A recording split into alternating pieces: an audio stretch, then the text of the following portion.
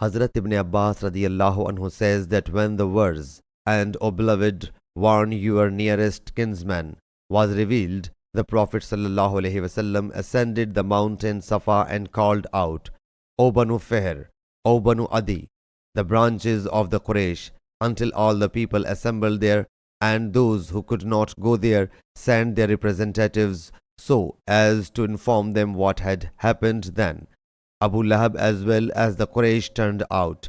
He sallallahu alaihi wasallam said, "Tell me, if I inform you that there is an army on the other side of valley ready to make an assault on you, will you consider me true?"